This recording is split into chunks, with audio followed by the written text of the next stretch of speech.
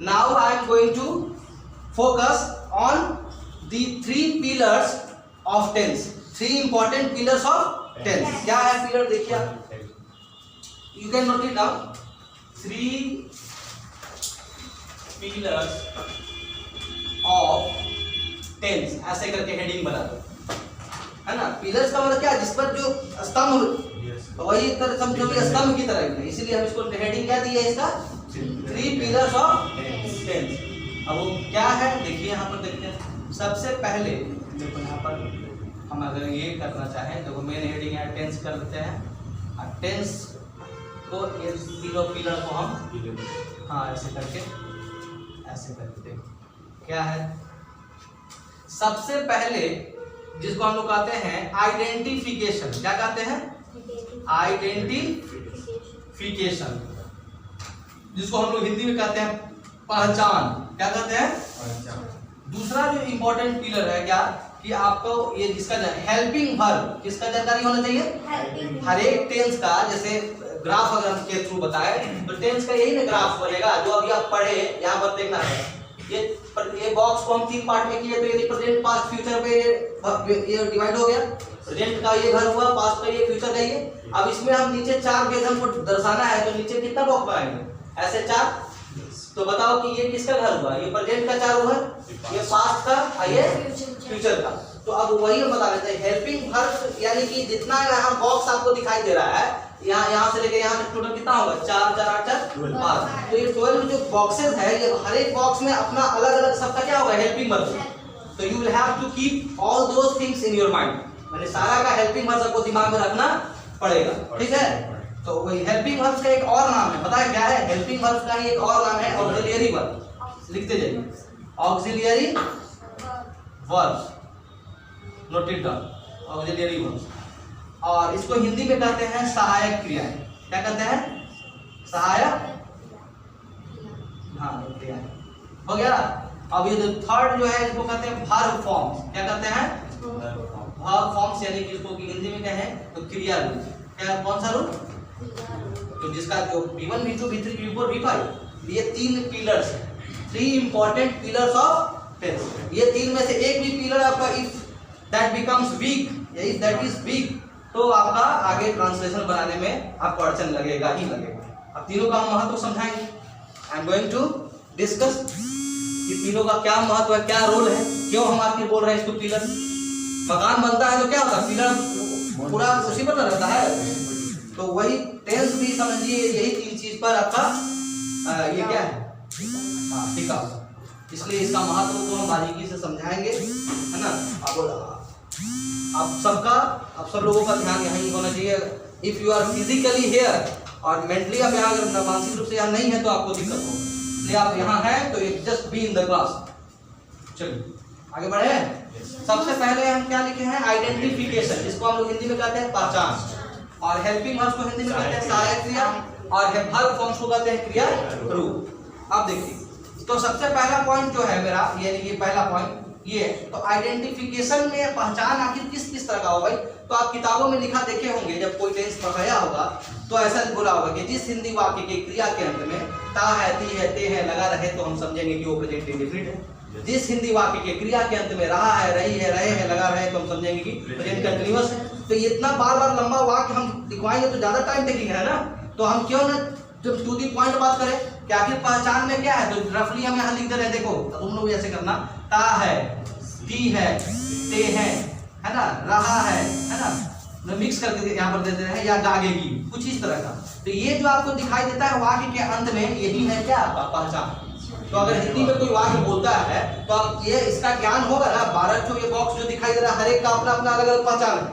अगर वो पहचान आपको नहीं मालूम है, मान लो तो आप कैसे आप समझिए, कोई बोला कि वह सो चुका है, अब ये वह सो चुका है किस टेंस का है, जब तक आप नहीं पकड़िएगा तब बनाइएगा कैसे। तो सबसे पहले तो पहला कदम हमको क्या पढ़ाना, किसकी तरफ, पहचान किसका क्या है वो मुंह पर होना चाहिए।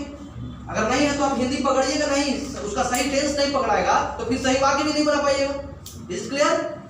अब देखो, तो ये रफली आप समझ में आ गया ना, ता है, ती है, ताता, तिथि। अगर पास्ट का रहेगा तो ताता तिथि रहेगा, है ना, ताता तिथि तेथे, या गागे की रहेगा तो फ्यूचर में चला जाएगा। रहा है, रही है तो प्रेजेंट टू का है। चुका है, चुकी है, इसी में मतलब मिक्स। अभी तो हम रफली खाली समझा रहे हैं कि आखिर पहचान जो हम कर रहे हैं किसको कर रहे हैं। तो यही बात किताब में पन्ना पलटिएगा तो ऐसे ऐसे लिखा रहेगा कि जिस हिंदी वाक्य के क्रिया के अंत में, कहां पर लगा रहेगा, क्रिया के अंत में क्या दिखेगा, ये सब चीज, छोटा छोटा जो चीज दिख रहा है ना, ता है, ती है, ते है, रहा है, रही है, ये सब चीज छोटा छोटा चीज दिखेगा। और यही चीज से आप पकड़ पाइएगा है ना कि किस टेंस का ये वाक्य है। जब टेंस सही पकड़ाएगा तो उसका नियम उसी टेंस का लगाइएगा बनाते समय। तो इसका भी ये है, मतलब इसका एक तरह से एक लाइन में बोले तो हिंदी वाक्य को पहचानने के लिए कि किस टेंस का है हम लोग को इसका जरूरत पड़ेगा। Is it clear? अब आगे बढ़े। अब देखिए इसका हेल्पिंग वर्ब्स का क्या रोल है हमें। तो हेल्पिंग वर्ब्स या ऑक्सिलरी वर्ब्स दोनों तो एक ही चीज है। आप ऐसा सुने हैं do, does, am, is, are, was, were, have, has, shall, will, ये सब क्या जो बोले अभी, क्या बोले हम, ये सब हेल्पिंग वर्ब्स। जैसे अगर आप देखें तो देखो यहाँ पर बॉक्स तो बना हुआ है, यहाँ देखो, hello look at the board. Present का ये चारों, ये पास्ट का चारों, ये फ्यूचर का चारों। देखो यहाँ पर इस दोनों घर में होता है डू और डज, पर इसमें क्या होता है, डू और इसमें होता है डिड। जो हम लिख रहे हैं सब क्या लिख रहे हैं, रफली समझा रहे हैं ग्राफ में, है ना। डू, डज, इसमें डिड, इसमें शैल, विल, शैल और इसमें क्या होता है, प्रेजेंट का दूसरा में एम, इज, आर, इसमें क्या होता है, वाज, वर, इसमें होता है shall be, will be, shall be, will be, इसमें क्या होता है बोलो, हैव और हैज, इसमें सिर्फ हैड, इसमें शैल हैव, विल हैव। इसको don't try to write down because तो हम इस रफली समझा रहे हैं, बड़ा सा चार्ट बनाएंगे तब लिखिएगा, अभी समझिए। तो इसमें क्या है, तो हैव बीन, हैज बीन, समझ रहे हैं सर, इसमें हैड बीन और इसमें शैल हैव बीन और विल हैव बीन। तो 12 बॉक्स में 12 तरह का क्या लिखे, हेल्पिंग वर्ब। अब बोलिएगा सर इसका क्या जरूरत है। तो जब कभी आप ये इससे जस्ट आगे बढ़िएगा, ये देखिए अगर कोई बोला वह सो चुका है, तो वह सो चुका है, पकड़ लीजिए, चुका है, चुकी है, चुके हैं लगा रहा है, तो अब प्रेजेंट थर्ड का, प्रेजेंट थर्ड किसको बोल रहे हैं, प्रेजेंट परफेक्ट टेंस, यानी कहां पर, हाथ रखो यहाँ पर, प्रेजेंट थर्ड यानी प्रेजेंट का तीसरा घर। अगर हम इसको नाम पूरा ना बोले तो हम कोड दे देते हैं, कोड, यानी कि इसको प्रेजेंट पहला घर को हम प्रेजेंट इंडेफिनिट को हम प्रेजेंट फर्स्ट बोलेंगे, प्रेजेंट कंटीन्यूअस को हम प्रेजेंट टू बोलेंगे, प्रेजेंट थर्ड को, प्रेजेंट परफेक्ट को हम क्या बोलेंगे, प्रेजेंट थर्ड, और प्रेजेंट का परफेक्ट कंटीन्यूअस को बोलेंगे प्रेजेंट फोर्थ। तो अभी हम वह सो चुका है किस टेंस में बोले, प्रेजेंट थर्ड बोले, यानी हाथ रखेंगे तो यहाँ प्रेजेंट। तो बताओ कि जब जैसे ही तुम बनाने का प्रयास करोगे वह सो चुका है तो वह का ही। अब आपको मालूम होगा कि हैव है जिसका हेल्पिंग बना तब ना आप ही में है ध्यान से लगाइएगा, ही हैज।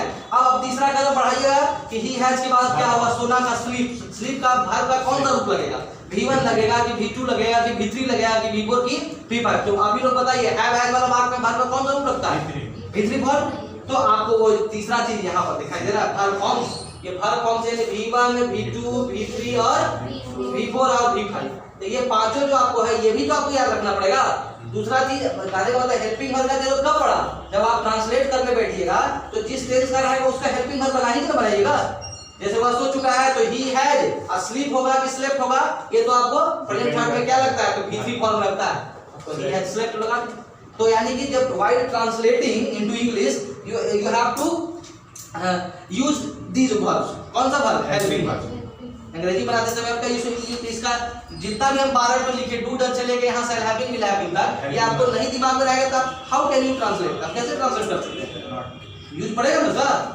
अब आइए, तो यानी कि हम रफली यहाँ लिखे तो रफली तुम लोग भी अब यहाँ लिख लो, रफली डू डज डिड, है ना, एम इज आर, है ना, वाज वर, नोट करो इसको ऐसे, और हैव हैज हैड, ये लिख लो, हैव हैज हैड, इसको नोट करो। यही सब है आपका हेल्पिंग वर्ब, हालांकि शैल विल भी है, शैल विल, ऐसे रफली आप इतना लिख लीजिए।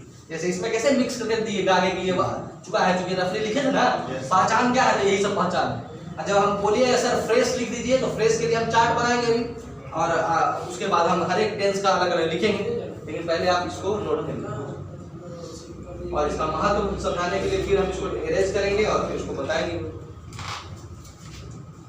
हाँ हाँ बोलिए।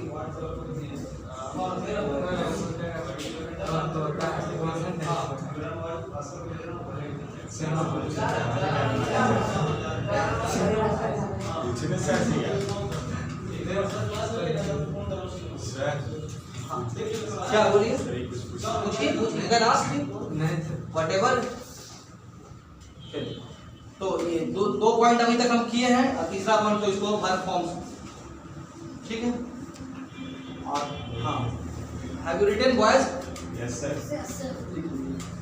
वर्ब फॉर्म्स जहां पर लिखे हैं उसके नीचे तुम लिख लो अपने से V1 साफ लिखना है, पांचों को यहाँ पर ऐसे लिख लो। वर्ब फॉर्म्स के नीचे ऐसे लिखो V1 V2 V3 V4 और V5, यही पांचों आपका इसमें आएगा। वर्ब फॉर्म्स में यही पांच रूप ना, क्रिया के कितने रूप? पांच, वही पांचों वहां पर। तो ये पांच देखो गौर करो, बॉक्स तुम्हारा कितना है टोटल? 12 12, और आपके पास वर्ब का फॉर्म कितना है? सिर्फ 5। तो इसको कैसे एडजस्ट करेंगे ये हम बोर्ड पर दिखाने जा रहे हैं। इसका क्या महत्व है आपको दिखेगा। मतलब है कि एक वाक्य बनाने में तीनों चीज का जरूरत पड़ेगा। जैसे बोले वे लोग मैच जीत गए हैं, कौन टेंस का वाक्य? चाहे रुक जाओ, कोई बोलेगा कि मैं इंतजार करता रहूंगा, मैं इंतजार, ये कौन टेंस का वाक्य? पकड़ो पहले तो फ्यूचर नहीं, फ्यूचर कंटिन्यूअस करना कहा रहेगा, ती रहेगी फ्यूचर कंटिन्यूअस, फ्यूचर का दूसरा।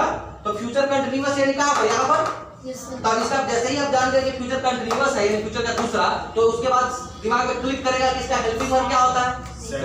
सेल, खाली सेल विल, सेल बी है ना, खाली सेल विल, तो इसमें फ्यूचर वर्ब है। तो हम बोले थे क्या वाक्य था मेरा, व्हाट वाज द सेंटेंस? मैं इंतजार करता रहूंगा। तो आई, अब आई में आमतौर से तो सेल ही लगता है, आई और बी में सेल और बाकी सब में विल, यही ना नियम है बेसिक। ऐसे तो आजकल आई बी में भी लोग सेल ना लगा के लोग क्या लगाते हैं? विल। हालांकि क्योंकि आई और बी के साथ अब सेल का प्रयोग अप्रचलित हो चुका है। क्या हो चुका है? जिसको हम लोग कहते हैं ऑब्सोलीट। लिख लो कहीं, अप्रचलित का एक अंग्रेजी में वर्ड लिख लीजिए आप लोग, OBSOLET, ऑब्सोलीट लिख लो।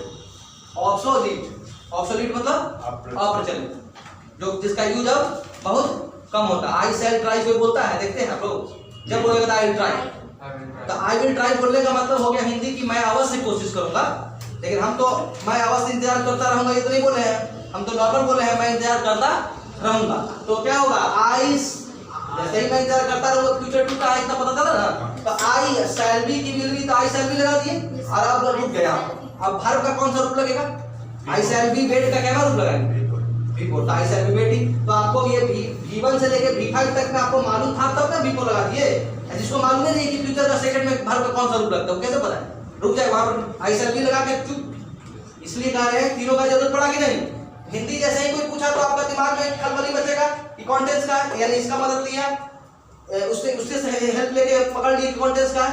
और उसके बाद जब ट्रांसलेशन बनाने बैठे तो आपके पास आई के बाद तुरंत आपको जरूरत पड़ेगा, डू डज लगेगा, कि एमिजार की बात वेयर, कि हैव हैज, की शैल विल, की शैल विल। क्लियर? और तीसरा चीज, जब आप हेल्पिंग वर्ब लगा लिए तो उसके बाद वर्ब का जो मुख्य जो मेन वर्ब जो है उसका कौन सा रूप लगेगा? उसमें तो 5 रूप है, 5 में से सुटेबल क्या लगेगा? I shall be waiting for you. तो तीनों का क्यों हम लिखे थे? 3 इंपॉर्टेंट पिलर्स क्यों लिखे थे? पता चला कि कोई भी अगर टेंस से रिलेटेड वाक्य अगर आप ट्रांसलेट करना चाहेंगे तो आपको इन 3 पिलर्स का जरूरत पड़ेगा। इसलिए तीनों का इक्वल इंपॉर्टेंस है। तीनों जो है ये बहुत इंपॉर्टेंट है, इसलिए क्योंकि इसके बगैर अगर एक भी चीज आपके पास नहीं है तो आपका वाक्य बीच में ही रुक जाएगा, इनकम्प्लीट रहेगा, पूरा बना ही नहीं पाइएगा। Is it clear? तो अब आप इसको मिटा रहे ना, देखिए इसका सर ग्रामर चेंज भी होता है क्या? चेंज भी होता है ग्रामर। क्या ग्रामर? जैसे बोले कि पहले विल होता था, अब नहीं होता है सर। हाँ, तो बदलाव होता नहीं है जो चलन से, मतलब अब हम कह रहे हैं कि वो रूल में अभी भी है, लेकिन बोलचाल में आप कितने आदमी को सुने हैं कि आई शैल ट्राई बोलते हुए? ये होता है, तो गलत नहीं होता। वो हम देखी बात नहीं, हम क्या कर रहे हैं? हम कह रहे गलत नहीं कर रहे हैं, मैं अप्रचलित का मतलब उसका यूज अब कम होता है, हम ये बोल रहे हैं। आप बोल रहे हैं उसको गलत हो गया, आप दूसरे रास्ता पकड़ रहे हैं।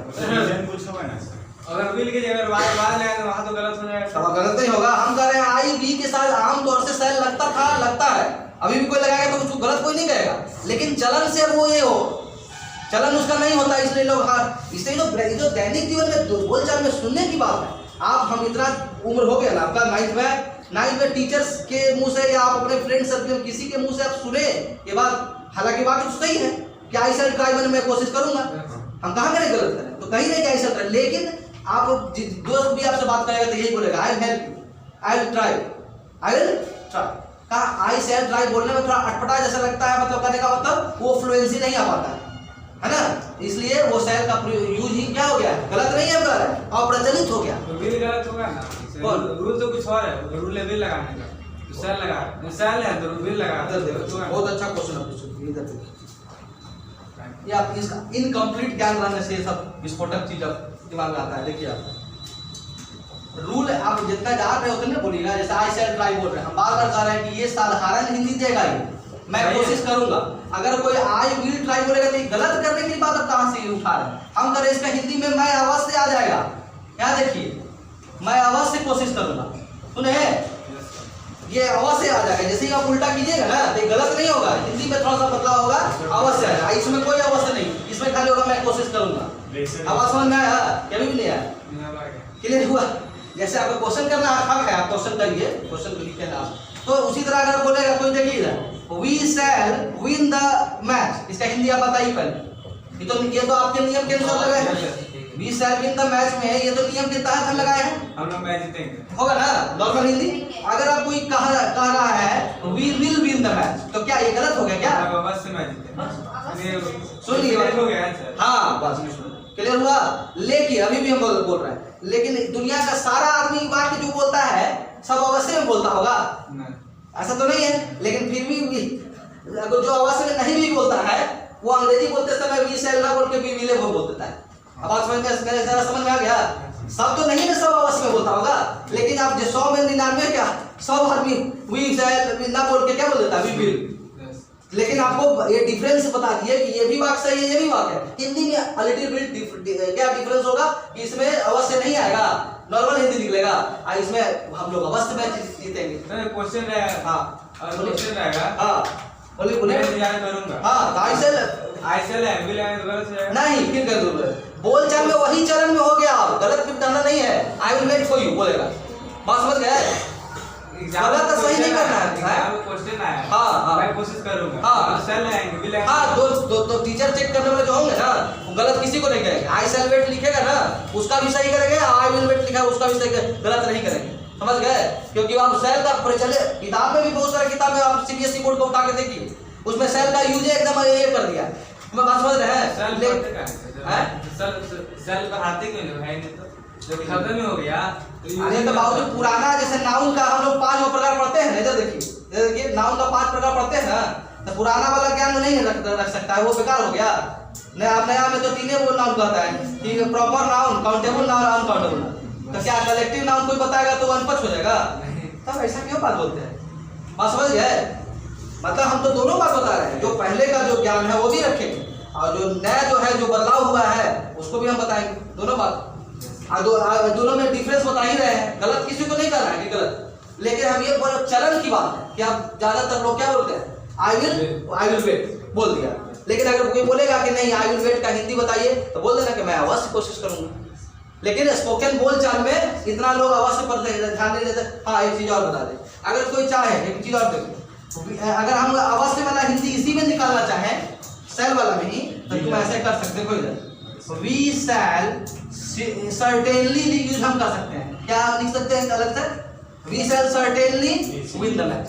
तो इसमें हम उल्टा नहीं किए, एक अवश्य के लिए वो अलग से वर्ड लगा दिए, ये तो कर सकते हैं ना। तो यही लोग नहीं सर्टेनली नहीं होता, सर्टेनली का यूज करेगा भाई, तो वो क्या कर दिया कि वी शैल की जगह वो क्या कर दिया, विल लगा दिया, तो वो सर्टेनली लगाने की जरूरत ही नहीं पड़ा। Is it clear? ये बात चलिए मिटा दें इसको। आप देखिए कि अब तीनों का यू के साथ भी उल्टा हो जाएगा। हाँ होता है, लेकिन वो उतना जैसे यू में भी अब शायद आपको बहुत कम जगह दिखेगा, लेकिन डायरी वगैरह में जो इंस्ट्रक्शन दिया रहता है ना, तो उसमें लिखेगा ऐसे कि अगर आप लेट आइएगा तो आपको फाइन कर दिया जाएगा, तो उसमें लिखा रहेगा ऐसे यू शैल बी फाइन। सुने रूल बहुत सारा, लेकिन आपको पहली बार आपके सामने दिखाई देगा ना यू शैल बी, आप यू भी शैल लगा दिया है ना बात। इसलिए जानकारी के अभाव में आदमी कोई चीज को किताब में तुरंत किसी चीज को गलत काट देना, ये इंग्लिश बहुत स्लिप करने वाला चीज है। डॉग मतलब क्या होता है आप बताइए? भोंकने में कुछ देखिए स्टार्ट हो गया, नहीं सीरियस नहीं। डॉग मतलब क्या होता है आप बताइए? कुत्ता होता है। तो इस उम्र में आपको कुत्ता बिल्ली सिखाएंगे? इस उम्र में डॉग आपका गति नहीं है, आपको कोई बताया नहीं इसलिए आप ऐसा बोल रहे हैं। डॉग माने तो एलकेजी यूकेजी का बच्चा भी बताएगा डॉग मतलब कुत्ता, लेकिन डॉग का मतलब एक चीज और होता है, जिस दिन आप हम क्लास लिए होंगे नहीं होंगे।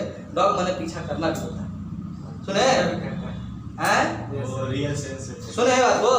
पेन का मतलब PEN, पेन का मतलब क्या होता है तुम बताओ? हर कोई जानता है, जो वही बताओगे तुम। पेन मतलब कलम, वो तो होता ही है, उसके अलावा और भी कुछ होता है। बोलिए वो पेन तो PAIN वाला, लेकिन और बोलो वो बताएगा ना।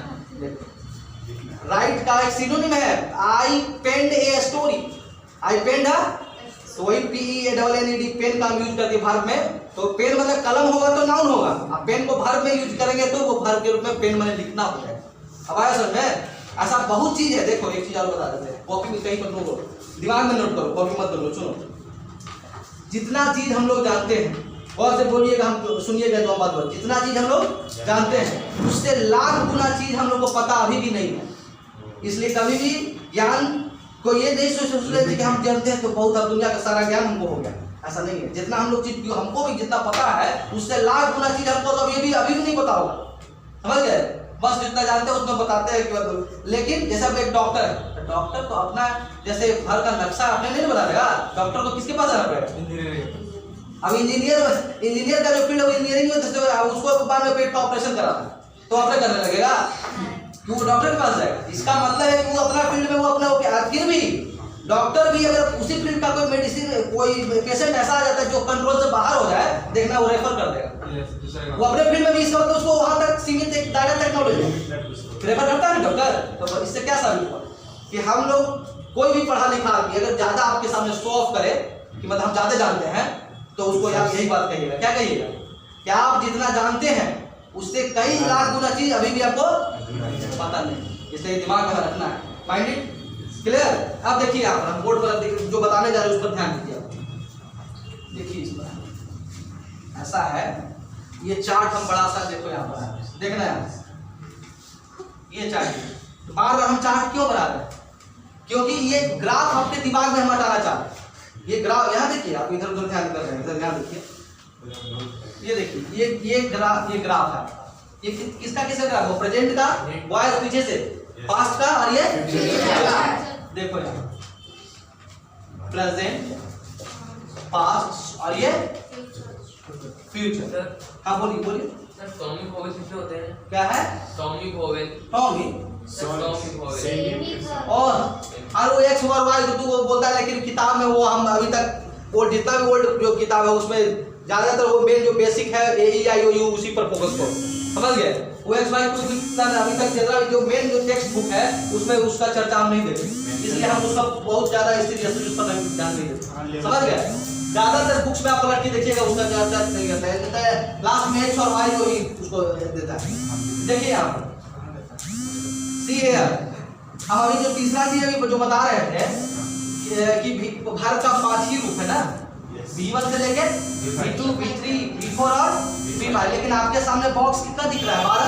तो आपको हेल्पिंग वर्ब तो हो गया कि helping verb do does did am is are verb सब 12 में 12 फिक्स हो गया, लेकिन आपको ये चिंता का विषय नहीं लग रहा है कि भारत का फॉर्म 5 ही जो है, बॉक्स कितना है? 12। कैसे एडजस्ट होगा? हाँ देखिए इधर, ये प्रेजेंट का कौन सा घर? पहला, ये प्रेजेंट का दूसरा, ये प्रेजेंट का तीसरा, और ये प्रेजेंट का चौथा। देखो प्रेजेंट का ये कौन सा घर है? V4, प्रेजेंट का चौथा घर। पास्ट का ये कौन सा घर है? पीछे से चौथा। और फ्यूचर का ये कौन सा घर है? मेरा हाथ जहाँ जगह हाथ है, चौथा। तो आप इसमें से चौथा रूप निकाल के इसमें तीनों में डाल दो। क्या करो? V4 डाल दिया। आप लोग अपना बॉक्स में बनाइए ऐसा, बनाओ जल्दी से। ये चीज कम से कम बता देते हैं, ये यहीं पर इतना बड़ा नहीं, छोटा ही बनाओ, लेकिन 12 बॉक्स बनाओ जल्दी, क्विक ऐसा बनाइए। अभी ये चीज यहीं पर याद हो जाएगा, आपको हड़बड़ाना नहीं है, ये चीज आपको यहीं याद हो जाएगा। हाँ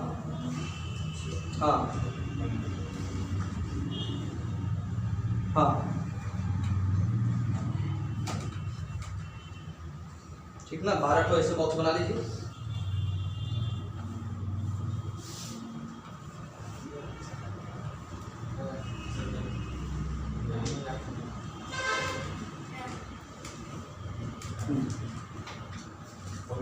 हो गया। तो हम पहला स्टेप में क्या बताया आप लोग को? पहला स्टेप में यही बताया कि प्रेजेंट का चौथा घर, पास्ट का चौथा, फ्यूचर का चौथा। इसका नाम कहेंगे तो प्रेजेंट परफेक्ट कंटीन्यूअस, ये पास्ट परफेक्ट कंटीन्यूअस और ये फ्यूचर परफेक्ट कंटीन्यूअस। ये तीनों में क्या वर्ब का कौन सा रूप लगाएंगे boy? Hello I am asking you, तीनों में वर्ब का कौन सा रूप लगाएंगे? बोलता ही नहीं है, कहां ध्यान है तुम्हारा? प्रेजेंट फॉर्म में, पास्ट फॉर्म में, फ्यूचर फॉर्म में, तीनों में वर्ब का कौन सा रूप लगाएंगे? क्या लिखे हैं? तो वही ना पूछ रहे हैं, वर्ब का 4 रूप। जो 5 रूप में से एक रूप हम इसमें ले लिए, तीनों में मतलब चौथा में चौथा ही रूप लगाना है, नहीं याद रहेगा? हैं? याद याद रहेगा ना? आप बताइए आप। प्रेजेंट का तीसरा, पास्ट का तीसरा, फ्यूचर का इसमें क्या लगेगा? हाँ, इसमें तीसरा का आपको ऐसे करना, V3 तीनों में ड्रॉप करो। नोट कर, इसमें तीनों में क्या कर दी? V3 का झंडा फहरा दीजिए। क्लियर? अब चूंकि प्रेजेंट फॉर्म में रहा रहेगा, ता रहा है, ती नहीं रहता है ना, तो यही रहा रहेगा कॉन्सेप्ट इसमें भी आता है। किसमें? प्रेजेंट का कंटिन्यूअस में। आप गौर कीजिए तो प्रेजेंट का दूसरा में, पास्ट का दूसरा में, फ्यूचर का दूसरा में, फिर प्रेजेंट का चौथा में, पास्ट का चौथा में, फ्यूचर का चौथा में, सब में कंटिन्यूअस वर्ड आया होगा। देख लो, present continuous, past continuous, future continuous. अब यहाँ देखो, प्रेजेंट परफेक्ट कंटिन्यूअस, लेकिन कंटिन्यूअस तो आया ना, तो कंटिन्यूअस का मतलब ही होता है जारी रहना। तो इसमें जब ता रहा है, ती रही है, ता रहा था, ती रही थी, इसमें ता रहा रहेगा, ती रही। तो इसी तरह यहाँ भी देखो, रहा है, रही है, रहा था, रही थी, और ता रहेगा, ती रहेगी। रह इसमें भी है ना, तो यही वाला यहाँ से आ गया इसमें V4 और V4। यानी कि आप अपने से दिमाग दौड़ाइए कि चौथा रूप कितने टेंस में लगा? 6 में। अरे तुम ही कहे होगे कि ये तीनों में, यानी एक सेक्शन यहाँ, एक सेक्शन यहाँ, लेकिन मिलाओगे तो 3 यहाँ, 3 यहाँ, 6 बॉक्सेस में क्या लगा? V4 और 3 तो यहाँ जो लगातार है, हर एक टेंस का जो तीसरा वाला है उसमें तीसरा रूप, तो नॉट हो तो ऐसे ही रटा गया। अब क्या हम कहाँ बदल? ओनली 3। देखो ये प्रेजेंट का कौन सा है? पीछे से बोलो तीनों। प्रेजेंट का पहला, पास्ट का पहला, फ्यूचर का पहला। तो इसमें से आप V1 इसमें डाल दो। क्या डाल दो? V1 डाल दिए। अब सिर्फ एक चीज बताना है, ये दोनों को एक स्टार मार्किंग करके इसको थोड़ा सा डिफरेंस दिखा दो, डिफरेंट दिखा दो। क्या दिखा दो? मतलब पूरे 12 बॉक्स में ये दो टेंस जो है थोड़ा सा अलग है, देखो इसलिए स्टार मार्किंग कर दी। क्लियर? तो डिफरेंशिएट करने के लिए, इसलिए क्योंकि इसमें V1 के अलावे एक अलग से लगता है V5 और इसमें V1 के अलावे एक अलग से लगता है V2। Note it down. बस वही दो टेंस ऐसा है, इसमें वर्ब का 2 फॉर्म आपको दिखेगा। हालांकि वाक्य बनाते समय दोनों एक ही बार नहीं लगेगा, लगेगा कोई एक ही, लेकिन जरूरत पड़ने पर V1 भी लग सकता है, जरूरत पड़ने पर V2 भी लग सकता है। हाँ, मतलब इसमें तो V1 V5 है, इसमें V1 V2। क्लियर? जैसे अब छोटा सा एक वाक्य हम लेंगे, देखो प्रेजेंट इंडेफिनिट में ताहत ये वाला वाक्य होता है, इतना तो पता है। यहाँ रफली देखो, जैसे मैं खेलता हूँ तो आई प्ले, अगर वह खेलता रहेगा तो ही प्ले होगा कि ही प्लेज करना पड़ेगा, इतना तो दिमाग है ना। आई के अनुसार V1 लगा प्ले, लेकिन ही करेंगे तो क्या हो जाएगा? प्लेज। तो यानी कि V1 भी लगा, यहाँ प्ले क्या है? V1 V5 हो गया ये, इसी तरह से बात है। अब इसमें V1 V2 कब लगेगा? इधर देखिए, अगर वाक्य पास्ट का एक बोलते हैं, वह बाजार गया तो he went to market, he went to market, लेकिन इसी को निगेटिव क्यों करो? तो निगेटिव करिएगा, ही वेंट टू मार्केट जो बात है, इसकी तो पॉजिटिव बात है ना, अफर्मेटिव सेंटेंस, लेकिन इसको निगेटिव करेगा तो क्या करना पड़ेगा? हाँ, ही डिड नॉट। जब डिड नॉट लगेगा तो ये जो वेंट नहीं दिखाई दे रहा है वो गो में बदल जाए, तो ही डिड नॉट गो आ गया, यहाँ V1 लगा, इस वाक्य में क्या था? V2। तब देखो तो V1 V2 लगा, अरे नेगेटिव किया है, टेंस तो वही है, इसी टेंस का दोनों वाक्य है, लेकिन एक वाक्य में ही वेंट टू मार्केट किए तो V2 लग के बना, नहीं बन रहा, और इसी को नेगेटिव किए तो डिड नॉट लग जाने के बाद इवेंट जो था वो क्या क्यों बदल गया? गो में। यानी आपको पता चल गया होगा V1 भी लग रहा है और लेकिन और सब जो है उसमें दो नहीं है, और इसमें खाली V1 ही है। तो बताओ कि ये यही पर याद हुआ कि नहीं?